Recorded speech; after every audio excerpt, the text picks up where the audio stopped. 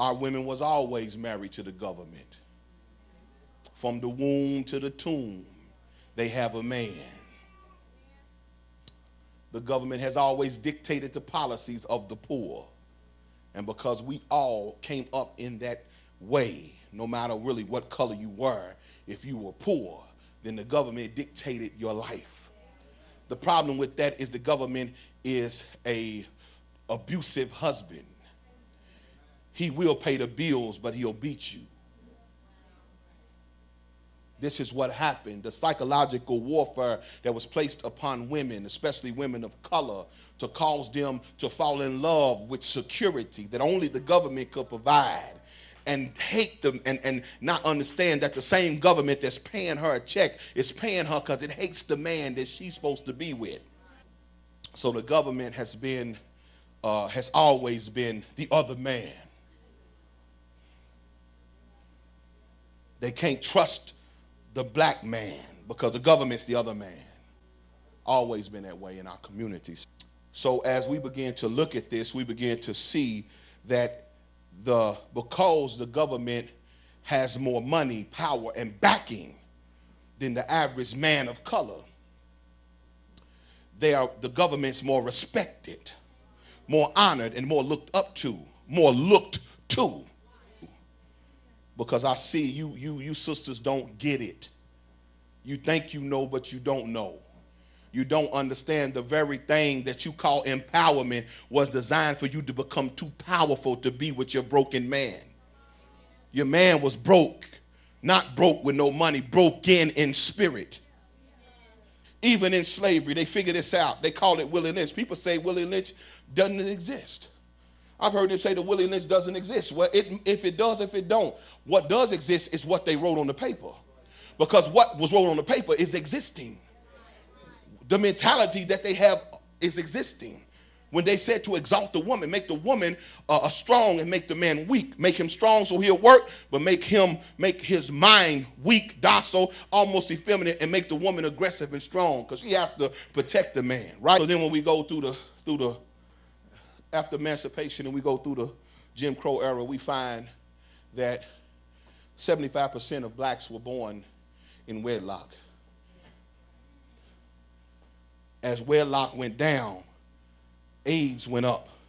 As wedlock went down, prisons became populated.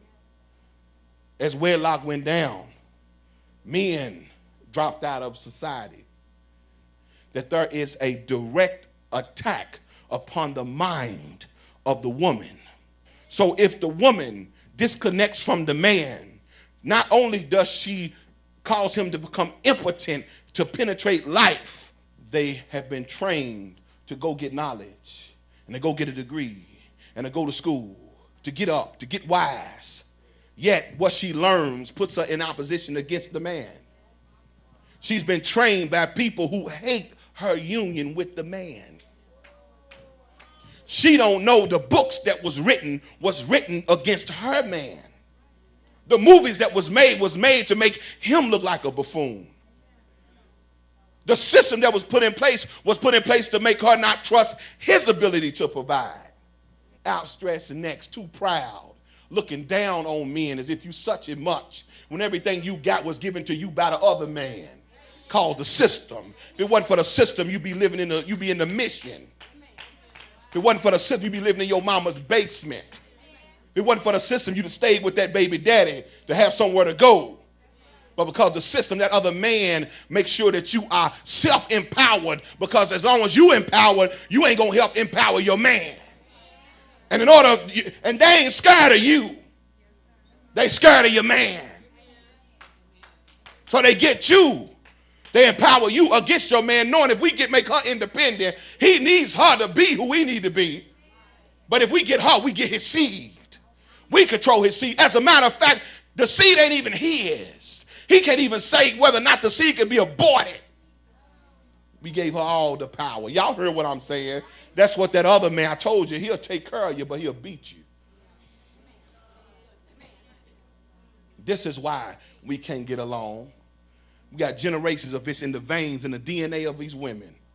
Generations of this is in their veins. where secretly, while they sitting there talking at the table like they in love, Big Mama knows she's dependent on this Social Security and dependent on this welfare check, and that's who her allegiance is really to. Care less about him. If he leaves, she don't care. They kicking them out because they can't have a man and get benefits. That's why you brothers are struggling. You struggling because you can't beat the government, partner. You can't be better than the government.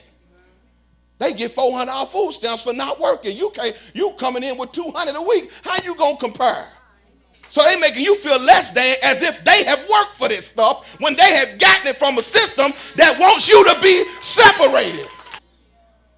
All the empowerment in the world, every program to get you on your feet, and you ain't realize why. You got a nerve to look back at these men that have been in your life and you call them nothing, but you ain't realizing that you was trained to look at them that way because you wouldn't even have nothing if it wasn't for the seed he gave you.